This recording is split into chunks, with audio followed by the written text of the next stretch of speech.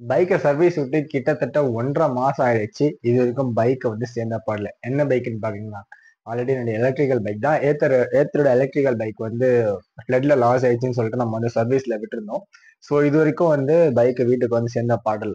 So நான் already ஒரு video போட்டிருந்தேன். என்னன்னு சொல்லிட்டு பாத்தீங்கன்னா, எஸ்டிமேஷன் அமௌண்ட் வந்து எவ்வளோ ஆச்சு, அதோட அமௌண்ட் வந்து என்னன்னு சொல்லிட்டு ஒரு கிளியரா ஒரு வீடியோ வந்து போட்டிருந்தேன். ஸோ அதுக்கப்புறம் வந்து நான் காண்டாக்ட் பண்ணல. மேபி வந்து அவங்க அப்லோடு கொடுத்துட்டாங்க. 1 or 2 வீக்ஸ்ல வந்து பைக் ரெடி ஆயிடும் அப்படின்னு நினைச்சிருந்தேன். ஸோ 2 வீக்ஸ் ஆச்சு. நான் அவங்கள்ட்ட கால் பண்ணி கேட்கும் போது அவங்க சொன்ன ரெஸ்பான்ஸ் என்னன்னு கேட்டீங்கன்னா, எஸ்டிமேஷன் அமௌண்ட்டுக்கு அப்ரூவல் வரல அப்படின்னு சொல்லியிருந்தாங்க. என்னடா இது புது கதையா இருக்கு, எஸ்டிமேஷன் அமௌண்ட்டுக்கு அப்ரூவல் வரல அப்படின்னு சொல்லிட்டு சொல்றாங்களே அப்படின்னு சொல்லிட்டு செக் பண்ணி பார்க்கும்போது தான் தெரிஞ்சது. இவங்க எஸ்டிமேஷன் அமௌண்ட்டுக்கு அப்ரூவல் கொடுத்தது ஒன்லி டெஸ்டிங்காக மட்டும்தான். அதாவது டெஸ்டிங்னா என்னன்னா, இவங்க வந்து பேட்டரியை வந்து ரீப்ளேஸ்மெண்ட் பண்ணல. ஏத்தர் சைட்ல இருந்து என்ன சொல்லியிருக்காங்கன்னா, நாங்க பேட்டரியை டெஸ்ட் பண்றோம், சரி அதையாச்சும் பண்ணுங்கய்யா அப்படின்னு சொல்லிட்டு நாங்க சொல்லும் போது, பேட்டரி டெஸ்டிங்க்கு அவங்க இன்சூரன்ஸ் சைட்ல இருந்து ஃபர்ஸ்ட் அப்ரூவல் தரணுமா டெஸ்டிங் பண்றதுக்கு. சரி கோடிஜிடி இன்சூரன்ஸை நாங்க லைன்ல எடுத்துட்டு நாங்க கேட்கும் போது அவங்க என்ன சொல்றாங்கன்னு பாத்தீங்கன்னா, எங்களுக்கு வந்து அப்ரூவல் வந்து பெண்டிங் நிக்குது.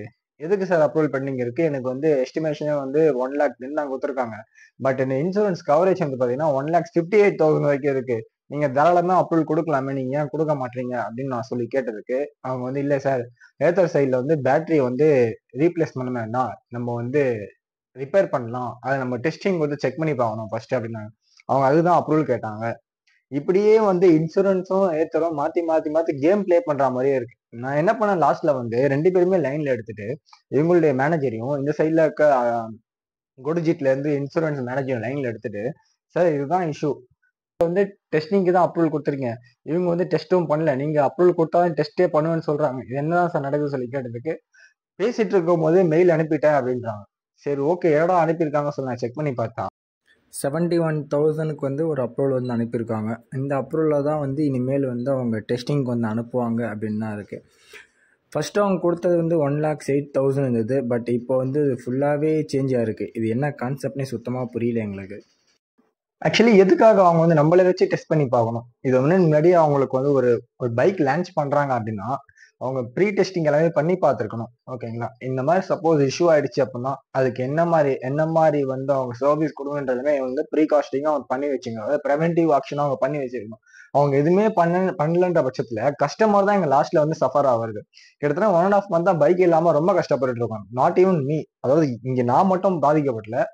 இந்த மாதிரி நிறைய பேர் அங்க போய் சர்வீஸ் சென்டர்ல பாத்தீங்கன்னா 200 பைக் கிட்ட நிக்க வச்சிருக்காங்க. பைக் என்ன பண்றதுன்னே தெரியல அவங்களுக்குமே.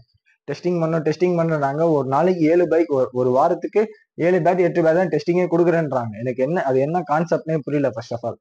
சரி ஓகே, சரி ஓகே, இதில் என்ன தான் கவர் பண்ணுறாங்க அப்படின்னு சொல்லிட்டு பார்த்தீங்கன்னா, ஒரு 71,000க்கு ஒரு பட்ஜெட் போட்டு கொடுத்துருக்காங்க.